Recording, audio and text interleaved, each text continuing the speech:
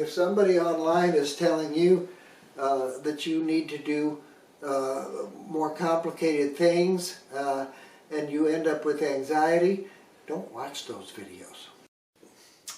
Hello everybody. Today we're here to try and demystify sourdough bread a little bit. We know a lot of people are making bread nowadays, and a lot of people have new sourdough starters, and they have some people I've heard from have a certain amount of anxiety about it. Apparently there are YouTube videos out there that that tell you that you have to be really careful about this and that in sourdough bread making or in the care of your starter, and I hope to explain and convince you that that's not necessarily true. First of all, with the starter itself, here's a recently fed starter, nice and bubbly, kind of a gel. Starter is not that particular. The starter can survive a lot of conditions. We've had our starter sometimes for as much as a month in the refrigerator, and it hasn't harmed it at all. Yes, it has to be fed now and again, and yes, you feed it every time you make bread, but it's not that particular. As we refeed this one, we'll also try to convince you that it doesn't care that much on the exact measurements of flour and water when you feed it. Alright, so now we're going to make some bread. We're starting with 12 ounces of water, more or less. We mix it up in the bread machine. We let the bread machine do the mixing, and then we let the oven do the baking. In my experience, it doesn't matter. You don't exactly have to measure. I put about half of my starter in it every time. Seems to work, and you give the starter time enough to work all the way through the flour, so there's no problem. In our case, we let the bread machine mix it up, and we'll see if it's going to be too noisy for the video. It just starts stirring. Sometimes I add a splash of oil, any kind of oil, sometimes I don't. I'm not big on measuring, and I don't think you have to be either. Okay? So for this basic bread loaf, we're going to add, as soon as it's all mixed up, it doesn't take long, we're going to add 4 cups of flour, any kind of flour, whole wheat or white flour or any kind of a mixture. We happen to be using organic whole wheat now. You may have heard, and it's probably true, that non-organic flours have some nasty chemicals added onto them to make them dry out faster. So we use organic when we can. Add a little salt. It's probably a teaspoon and a half.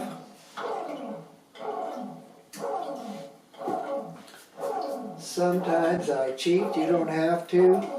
Add just a little splash of sugar. It's probably a crime, but shh. Okay, so that goes into the bread machine. If you don't have a bread machine, you're stirring it up by hand, and you're building up those biceps.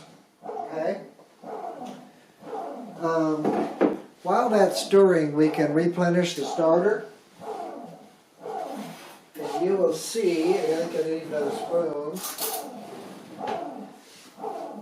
I used about half the starter, so I'm going to pour in a splash of water and a couple of spoonfuls of flour.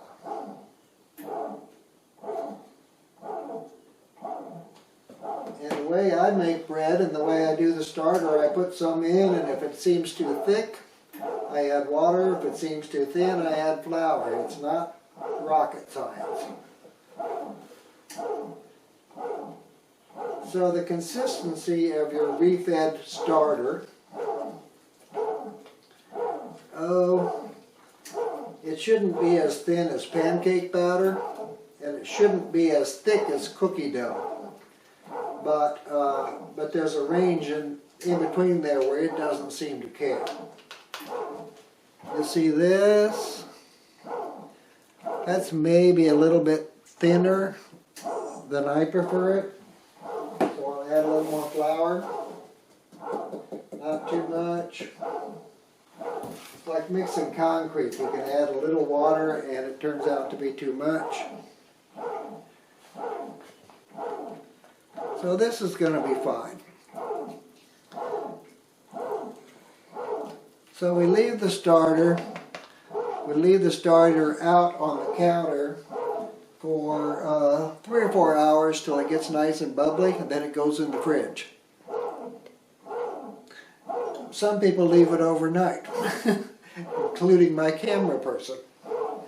Overnight won't hurt it, but in 3 or 4 hours it'll be all bubbly and ready.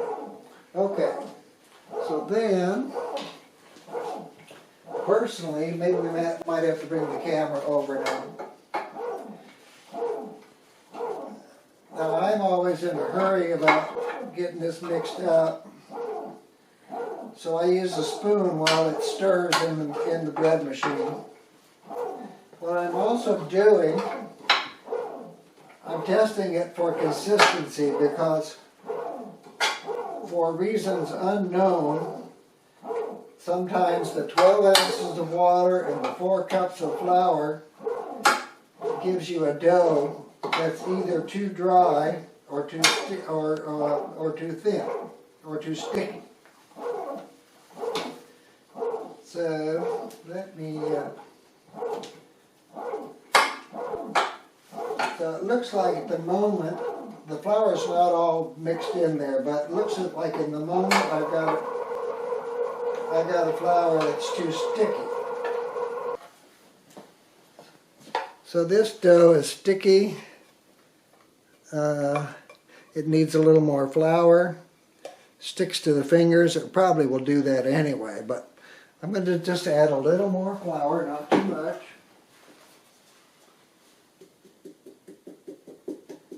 And sometimes it goes the other way. You have to add a little more water.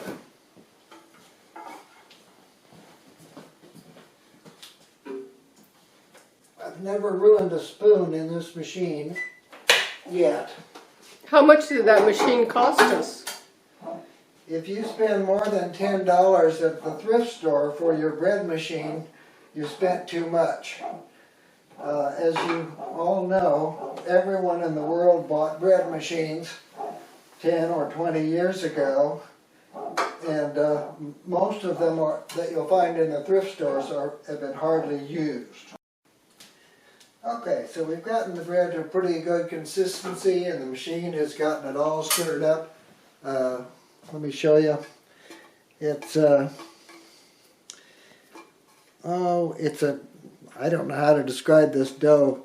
It's not loose and it's not dry. It seems to be just about right. And it has elasticity.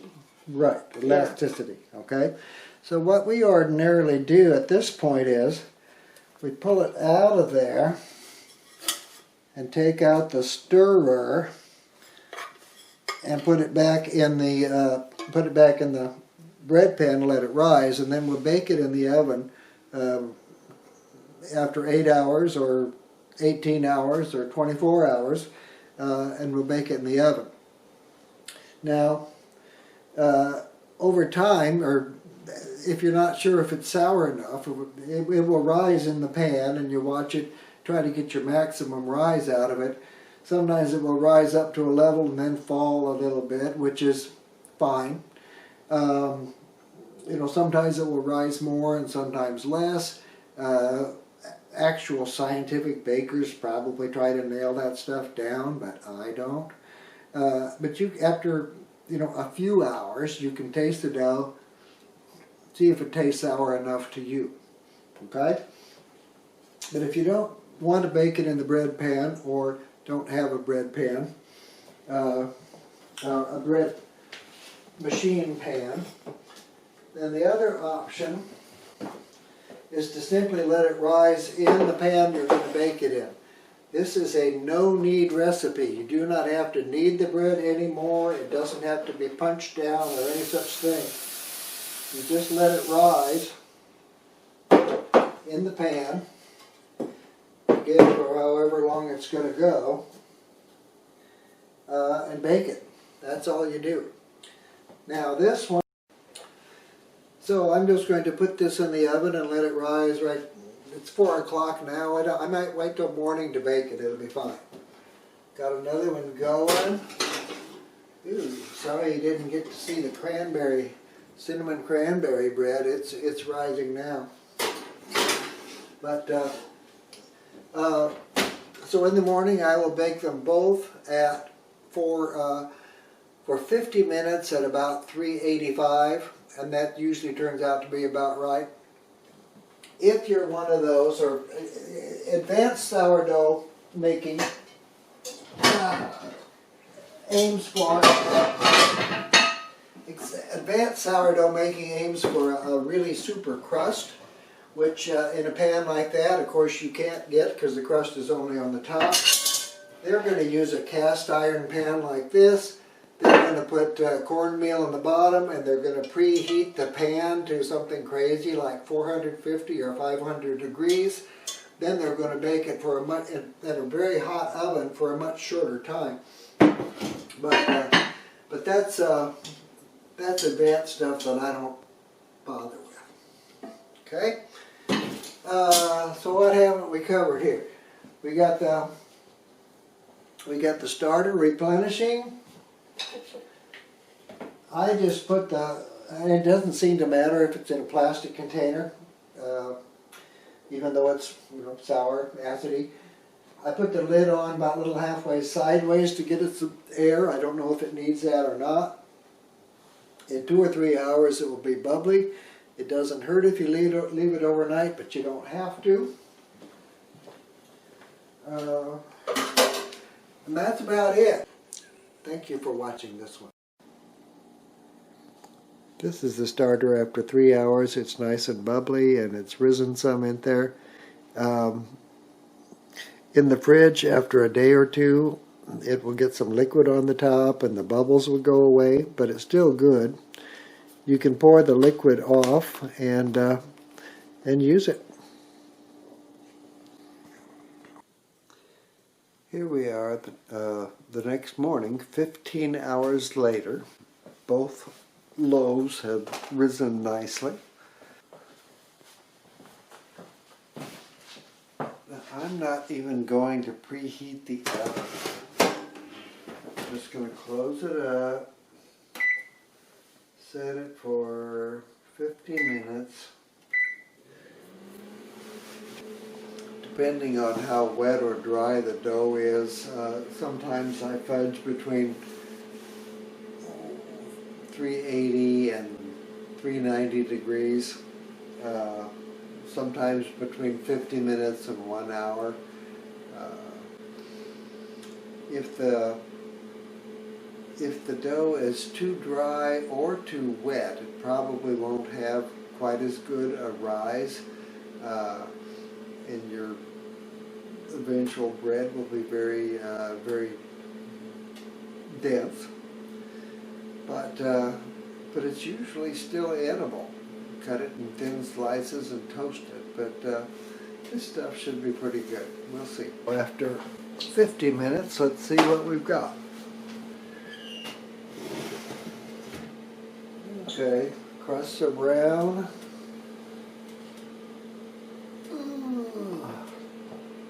Looks done. It's not super brown on the top, but after a couple of minutes of cooling off, we'll pull it out of the pan and let it proof. Yeah, I think we've got bread here.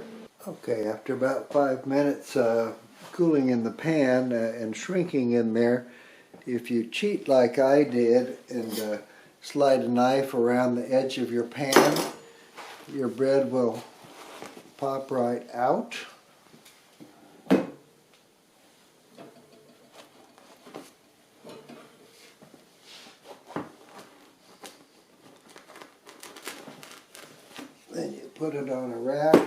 proof and let some of the steam escape. Then this bread will be just fine in a bread box or some similar enclosure for about a week.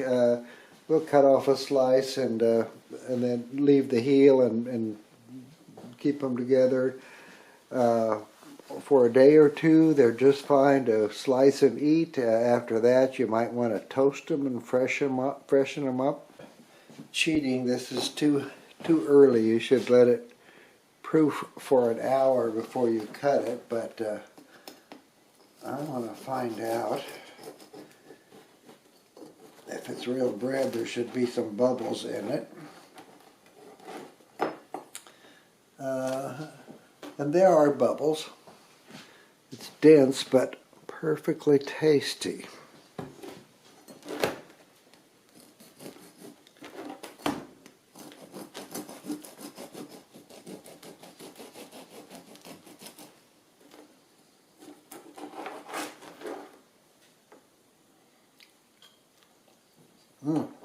Nope, not gummy. Very good. Bon appetit.